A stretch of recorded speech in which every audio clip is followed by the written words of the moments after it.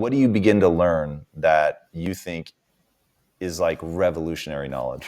Well, I used to think that dementia was an old person's disease, right? I like many people, didn't care about it. Alzheimer's disease was something that I thought was decades into the future, something only old people get, a natural part of aging.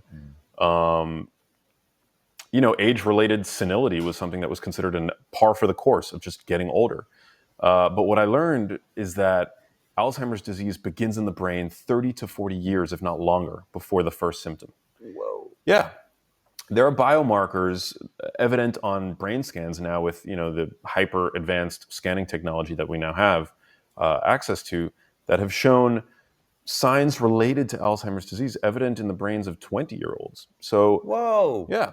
What could I do to my brain to see if I have any of the precursors of Alzheimer's? Well, one of the top things that you can do is make sure that you are insulin sensitive, because peripheral insulin resistance, insulin resistance is the hallmark of type 2 diabetes, prediabetes. It can precede actually the appearance of chronically elevated blood sugar. And so it's been shown that that is actually very closely related to your brain's ability to create energy. So this is actually one of the defining features of Alzheimer's disease, and it might be one of the earliest things to go awry in the brain, metabolic dysfunction in the brain. And it seems to be very closely tied to the body's metabolism. Alzheimer's disease was first named in 1906 by a German physician named Alois Alzheimer, but 90% of what we know about the disease has been discovered only in the past 15 years. The only way, up until very recently, that it could be diagnosed with black and white certainty was on death. They would open up the brain of a cadaver and they would examine the brain. They would notice dramatic brain shrinkage, and they would notice hallmark plaques and tangles in the brains of these patients. The plaques were an aggregation of misfolded proteins. The protein is called amyloid beta. And so the amyloid hypothesis, that these plaques build up in the brain of a person with Alzheimer's disease, has been the guiding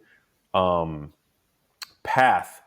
What it now turns out, thanks to advanced scanning technology, that amyloid might actually be there at the scene of the crime, but in fact, at least initially, an innocent bystander.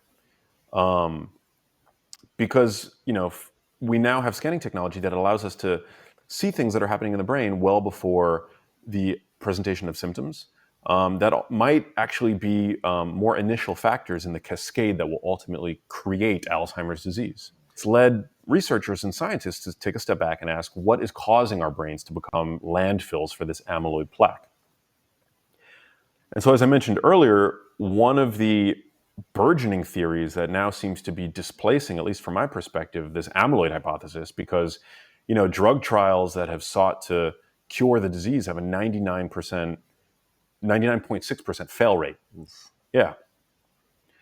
So the question is, what starts first? Is there something that we can measure in the body or brain that begins before this buildup of amyloid plaque that we can intervene and say, by taking these steps, you might prevent this disease from happening? Well, one of the, if not the earliest measurable thing to happen in the brain is a reduced ability by the brain to create ATP out of glucose. So the brain has a few fuel substrates that it can use to create ATP, which is the energetic currency of the cell. And energy for the brain is really important. In fact, 25% of your metabolic rate is used to satiate the energy requirements of the brain. So every 1 out of every 4 breaths that you take, a fourth of all the calories you eat is being used by your brain to create energy. So any sort of outage in the brain in terms of its ability to create energy is going to create problems.